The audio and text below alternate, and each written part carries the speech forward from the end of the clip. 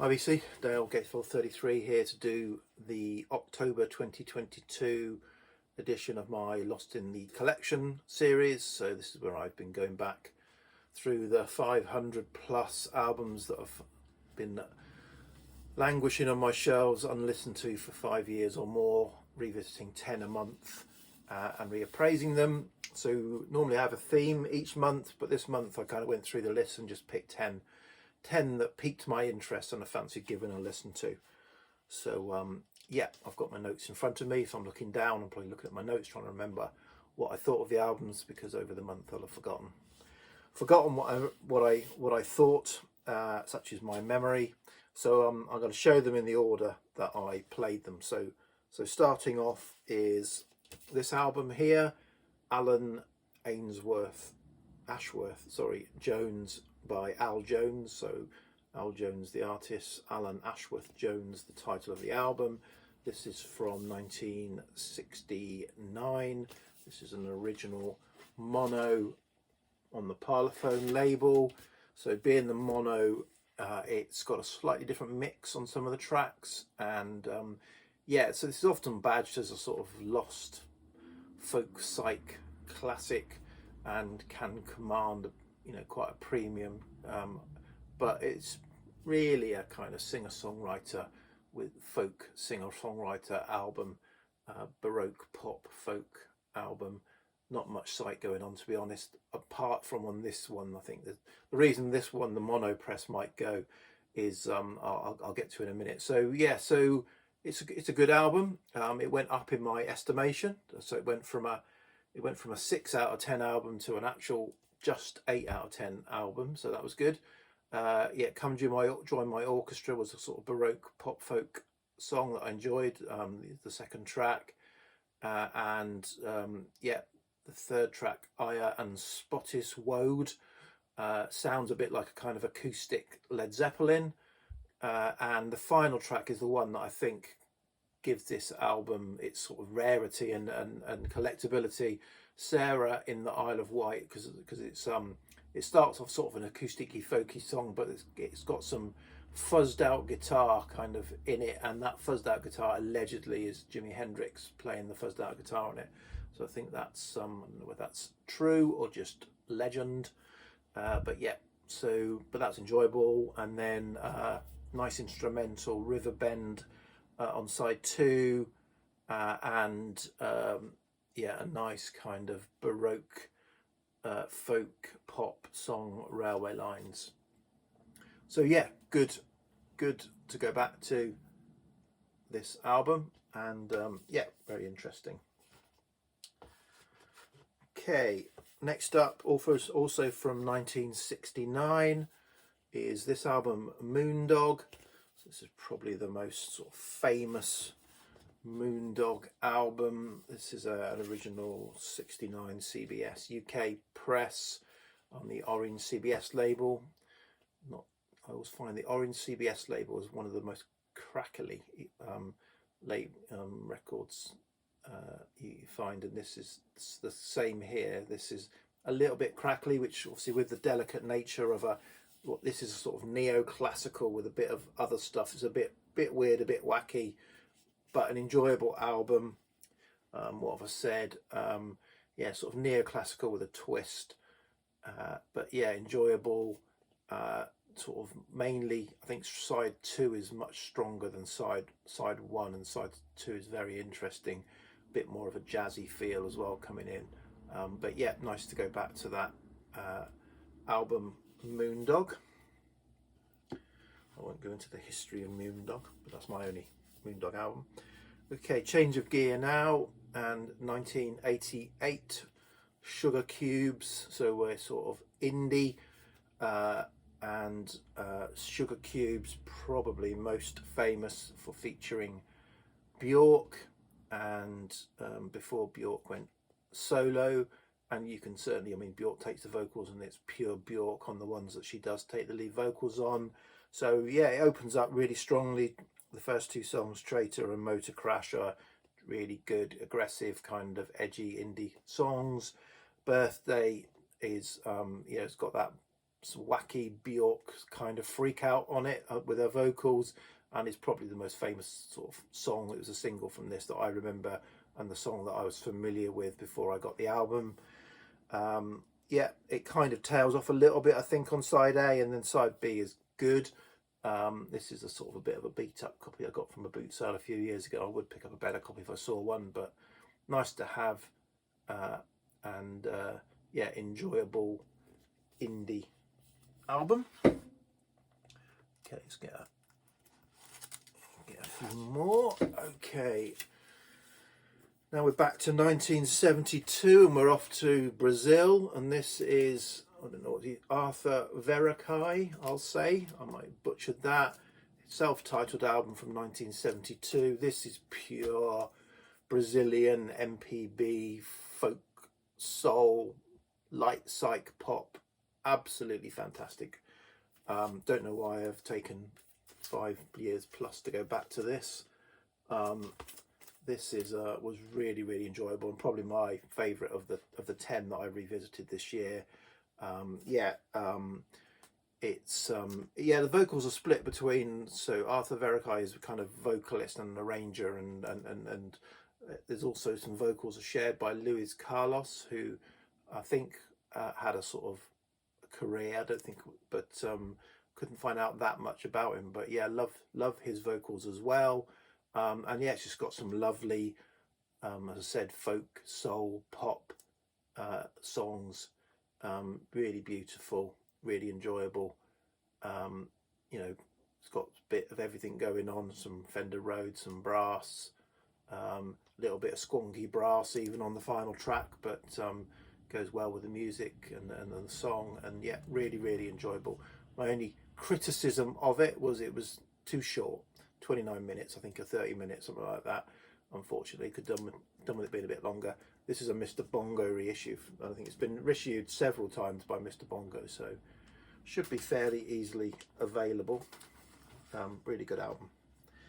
Okay, change of gear again. This is Before and After Science, 1977 album by Brian Eno. This is a UK original on the Polydor label, and yeah, this is a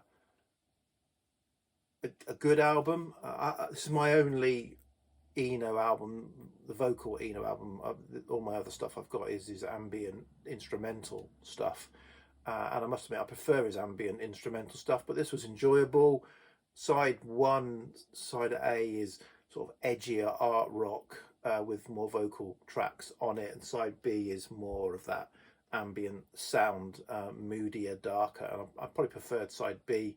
But yeah, entertaining, edgy art rock album, some quirky stuff. I thought track 4 on side 1 is a good instrumental. Energy Fool's the Magician. Track 5, King's Lead Hat, was a bit of a sort of Talking Heads sounding album, and yeah, lovely kind of vocal rhythm to Here He Comes, the opening track on side 2. But overall, yeah, really enjoyable to go back to, and went up in my estimation. Okay, change of gear again, change of style. We've got Electric Blues now, 1960, what is it? I better turn the page over. 67, is it? I want to say it might be 68. 1968. Taj Mahal's self-titled album, Electric Blues, as I said. And yeah, opened strongly with a couple of really great blues tracks, Leaving Trunk and Statesboro Blues. Statesboro Blues, obviously done by a number of artists over the years. Yeah, rest of it is solid. Opens up with a really good Easy Rider, and again, solid. You know, of all the albums, this is probably one that I had rated it quite high. I had it as a 9 out of 10 album. I think it's probably a strong 8, so I've kind of reclassified it as a strong 8. But yeah, this is grubby on the back. The vinyl's in nice condition. This is an original UK mono on the Direction label. Yeah, but yeah, good album, good Electric Blues album. Okay, next up, 2003. This is Belle and Sebastian, Dear Catastrophe Waitress. Slightly alternative cover. Normally it comes with that as the front cover, but this one's flipped around. This is part of the reissue campaign that happened, I think, around 2014. I bought 6 or 7 Belle and Sebastian albums all together over a few months when they were reissuing them. Yeah, really likes Belle and Sebastian. So they kind of, this is the transition album, I would say, and I wasn't until I was sort of revisiting that and reading the liner notes, I didn't realise this was produced by Trevor Horn, which kind of explains this has got a poppier, rockier sound compared to the sort of three or four albums that came before this, 3 I think. And yeah, this I think is a transition. They've got a more to a poppier sound. And although I prefer the earlier stuff, I think I enjoy the poppier sound as well. And this is kind of a bit of a transition. Really enjoyable double album, lots of good sort of poppy, quirky songs on it. I think this is after Isabel Campbell left, so it's like changing lineup. Yeah, enjoyable to listen. It's not the best pressing. None of these reissue campaign that was done around that time, unfortunately, the pressings were never brilliant on any of them, but they're acceptable and enjoyable. That's that. Okay, last 3, and we're now 1968 UK, I guess, Baroque pop psych. This is a concept album by Nirvana, the first Nirvana, UK Nirvana. The story of Simon Simapuff, and there's the band there. Yeah, so this is my only Nirvana. I've been toying with the box set. I should have bought the box set when it was when there was a box set of their sort of 4 or 5 albums that they did, and I think they just got stronger and stronger. So this is a good album, probably more revered, more the cover sort of leads you to think there's more psych going on than perhaps there is, but there's a lot of Baroque pop going on and really enjoyable. And this release, I think it's official. I don't know if it's official or not. Is on Bell Records, so I think it's the original album with 2 or 3 additional tracks. So it's slightly out of sequence because it's a bit longer on side 1, and then you kind of got the bonus tracks on side at the end of side 2. So it slightly throws you from the original album, but yeah, enjoyable. What have I said? Yeah, light psych concept album. Certainly the opening 3 tracks are really good, solid pop psych, Baroque pop, and probably second track on side 2, Pentecost Hotel, is probably the standout, the most famous, appears on a lot of psych comps. But yeah, good to revisit this.